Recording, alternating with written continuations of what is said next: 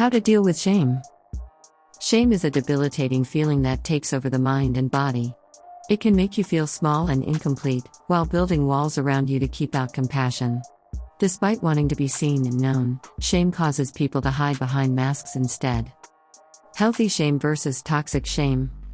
Shame is felt universally across countries and different cultures. Homes and schools use social shaming to ensure expected behaviors. While healthy shame is necessary to keep society intact and ethical, this isn't what causes distress and pain in so many people. Healthy shame guides towards self-correction, making amends and growth. Toxic shame, on the other hand, can be very harmful psychologically.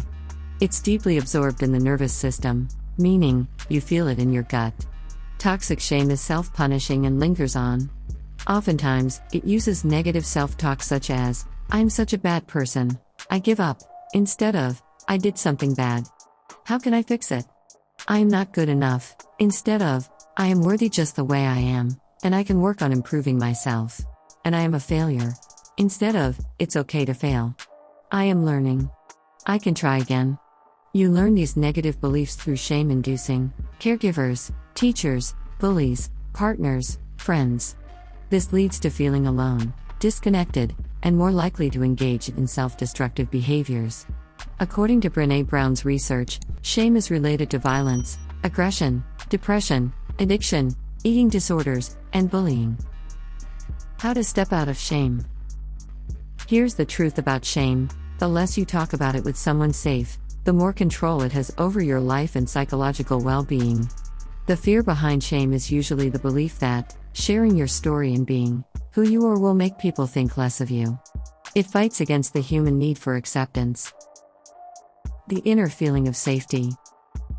One aspect of healing is creating an internal sense of safety, so you can share your shame in the first place.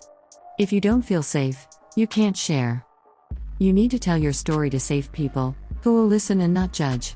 Such safety is necessary to feel vulnerable.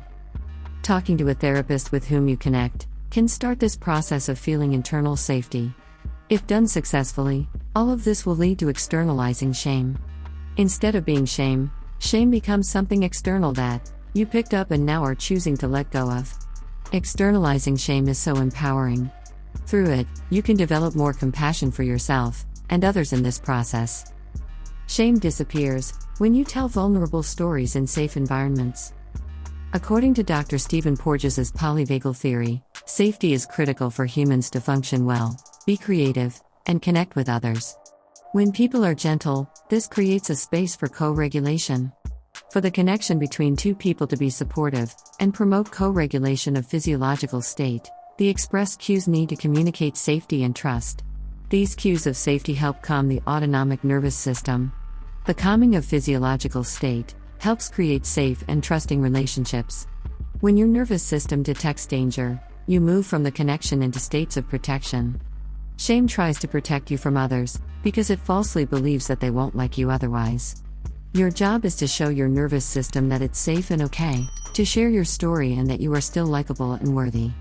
However, when you try to step out of shame, you may experience internal resistance in a form of negative thoughts and bodily reactions that tell you it isn't safe to do so, even when you are around safe and supportive people.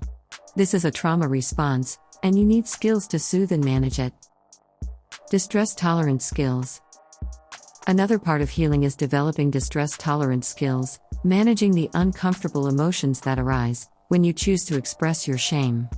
To free yourself from shame, you need to share it and process it. Sometimes this is hard to do, even with safe, supportive people. The mind and body try to keep you safe by reminding you of all the things that could go wrong. When you are dysregulated, it is difficult to be rational. Many of the coping strategies you use when experiencing overwhelming emotions only make your problems worse. Some of these unhelpful coping methods can include ruminating about past problems and mistakes, worrying about the future, isolating yourself, numbing with substances, or taking out your feelings on other people by getting angry and blaming them. As you can see, none of these are helpful. Final thought.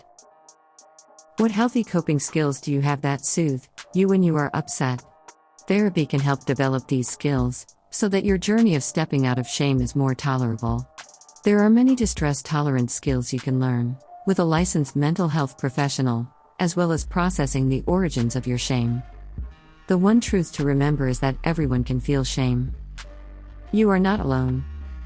Healing is possible.